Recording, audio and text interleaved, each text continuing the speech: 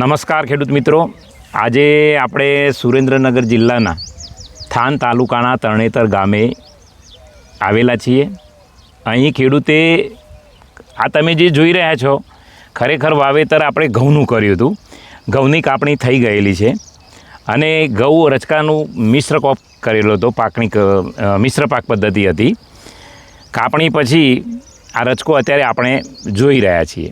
હવે આ જે પ્રયોગ ખેડૂતે કર્યો છે એને આપણે મળીએ। શું નામ આપનું?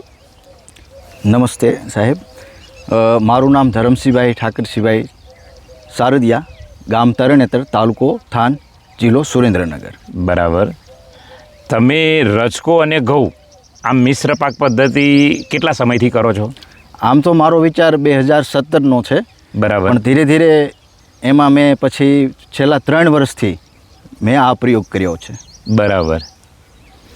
હવે જુઓ ખેડૂત મિત્રો, આપણે માનો કે એકલો રચકો વાવતા હોઈએ અને બિયારણ કરીએ, અહીં તમે જુઓ કે આ આખા ખેતરમાં આ રીતનું સારા પ્રમાણમાં બીજ લાગ્યા છે।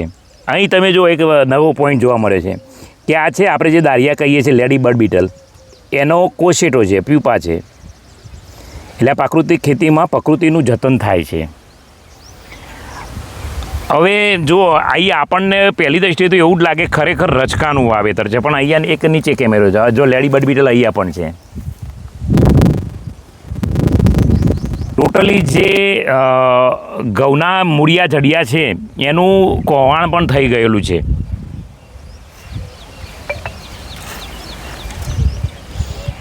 અને એ કાર્બન વધારવાનું પણ કામ કરે છે। અને રચકો અત્યારે જો ઊભો છે એટલે જમીન તપતી નથી, એટલે બીજી બાજુનું વિચારીએ કે કાર્બનનો સંચય પણ સારો થાય છે।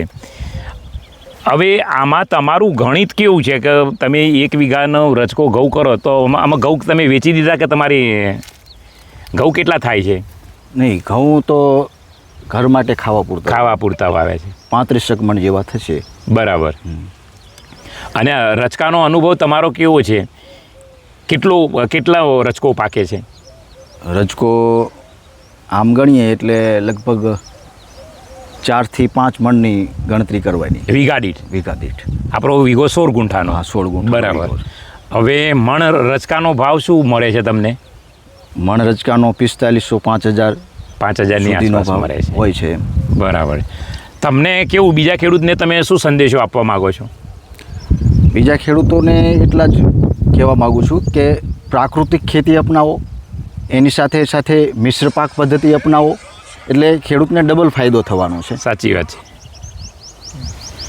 તો ખેડૂત મિત્રો જુઓ, આપણે જે ખાસ કરીને જ્યારે ઘઉંનું વાવેતર કરીએ, આમાં તમે 1 વીઘાની અંદર માનો કે આપણો 16 ગુંઠાનો વીઘો કહીએ તો એમાં રચકોનું બિયારણ કેટલું નાખ્યું હતું? રચકાનું બિયારણ મેં ખૂબ ભરીને નાખ્યું છે। બરાબર છે। હા, એટલે અંદાજે 400 થી 500 ગ્રામ જેવું? બસ, આ એટલું બરાબર છે। પણ ખરેખર બહુ સરસ છે આ રચકાનું જે બીજ થયું છે। મેં અમારા ઉત્તર ગુજરાત બાજુ ઘણા ખેડૂતો કરે છે, પણ આ રીતે જે એનો દાણો લાગવો જોઈએ એ એકલા રચકામાં હોતો નથી।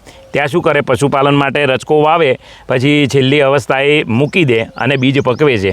તો ખેડૂત ભાઈઓ જો જે ઘઉંનું વાવેતર કરતા હોય અથવા તો રાયડા સાથે પણ આ રચકાનું કોમ્બિનેશન થઈ શકે એવું છે અને આ કામ કરી શકાય એવું ઉત્તમ કાર્ય છે। અને સાહેબ 3 છંટકાવ દૂધ અને ગોળના આપેલા છે। દૂધ ગોળનો છંટકાવ પણ કર્યો છે, બહુ સરસ છે।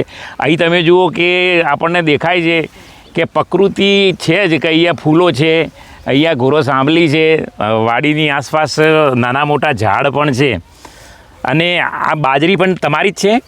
હા, એ પણ મારી જ છે।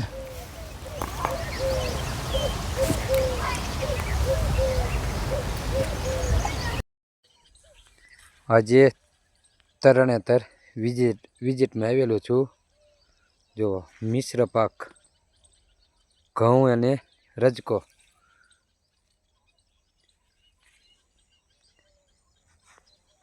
જો આ ભાઈની મુલાકાત કરીએ। બોલો ભાઈ, તમારું નામ બોલો જઈ। મારું નામ ધરમસિંહભાઈ ઠાકરસિંહભાઈ, તરણેતર, તાલુકો થાન, જિલ્લો સુરેન્દ્રનગર। આમાં લગભગ મારે 5 વર્ષથી હું પ્રાકૃતિક ખેતી કરું છું।